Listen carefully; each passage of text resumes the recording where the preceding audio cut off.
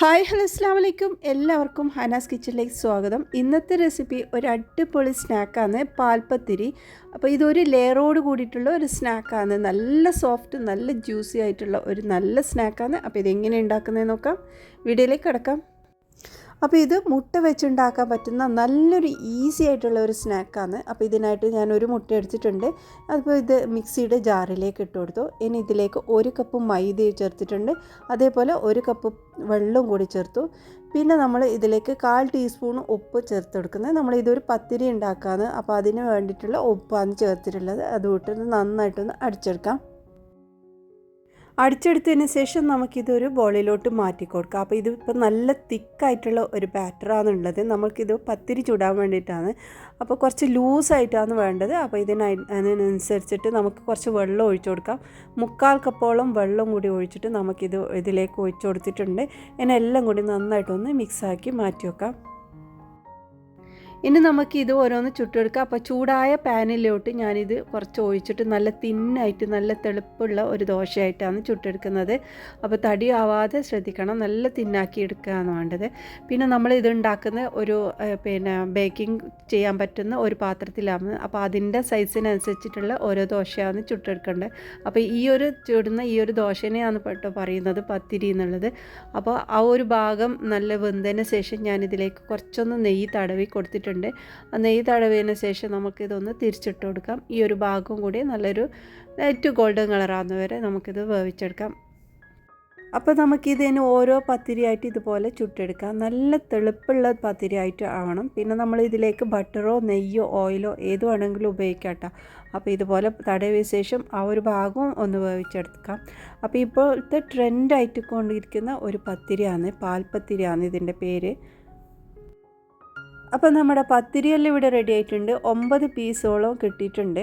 ഇനി നമുക്ക് ഇതിലേക്കായിട്ട് ഒരു ഫില്ലിങ് റെഡിയാക്കണം. അപ്പോൾ ഇവിടെ ഞാൻ ഒരു ക്യാരറ്റ് എടുത്തിട്ടുണ്ട്. ഈ ഒരു സൈസുള്ള ക്യാരറ്റ് അതൊന്ന് ചെറുതായി കട്ട് ചെയ്ത് മാറ്റി വെക്കാം.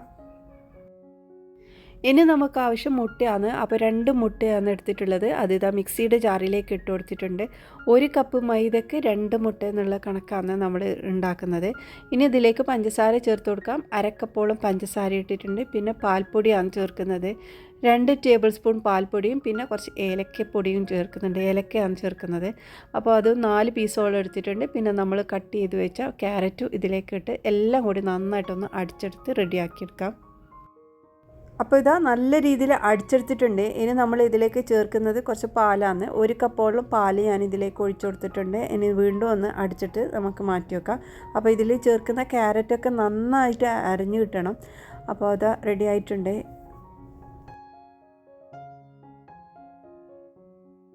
ഇനി നമുക്ക് ആവശ്യം കുറച്ച് അണ്ടിപ്പരിപ്പും മുന്തിരിയാണ്. അപ്പോൾ പാനിലോട്ട് കുറച്ച് നെയ്യ് ഒഴിച്ചു കൊടുത്തിട്ടുണ്ട്. 1 ടീസ്പൂൺ നെയ്യ് ഇട്ടിട്ടുണ്ട്. ഇതിലേക്ക് നമ്മൾ എടുത്ത് വെച്ച അണ്ടിപ്പരിപ്പും മുന്തിരിയും ഇട്ട് നന്നായിട്ടൊന്ന് വറുത്ത് കോരി മാറ്റാം.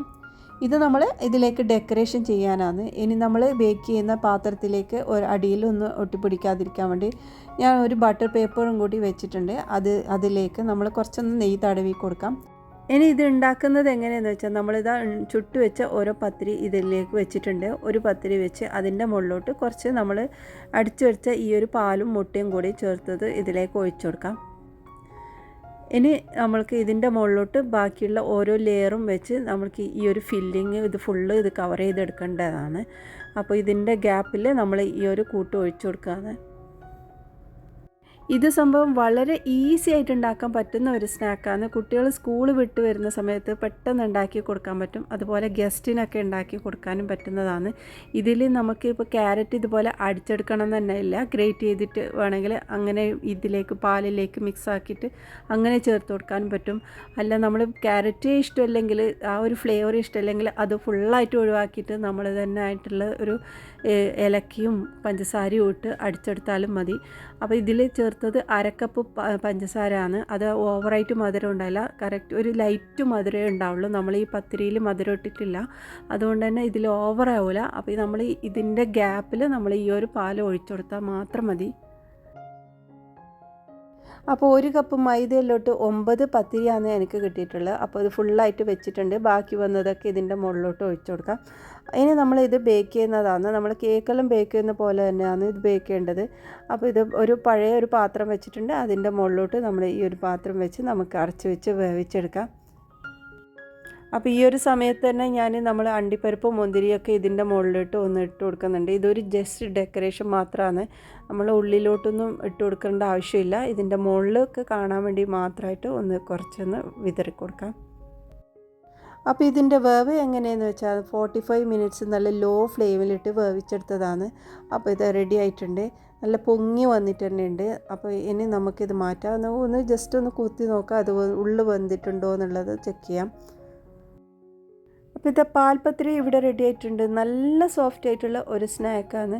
കുട്ടികൾക്കും വലിയവർക്കും എല്ലാവർക്കും ഇഷ്ടപ്പെടും, ഉറപ്പാണ്. അപ്പോൾ ഇതൊന്ന് ട്രൈ ചെയ്തിട്ട് നിങ്ങളുടെ വലിയൊരു അഭിപ്രായം അറിയിക്കണേ.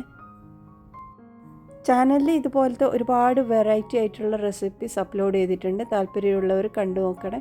അപ്പോൾ ഇന്നത്തെ ഈ റെസിപ്പി ഇഷ്ടമായിട്ടുണ്ടെങ്കിൽ ഒന്ന് ലൈക്ക് ചെയ്യാനും ഷെയർ ചെയ്യാനും സബ്സ്ക്രൈബ് ചെയ്യാനും മറക്കല്ലേ കൂട്ടുകാരെ. ഇനി അടുത്ത നല്ല റെസിപ്പിയുമായി വീണ്ടും വരാം. ബായ്.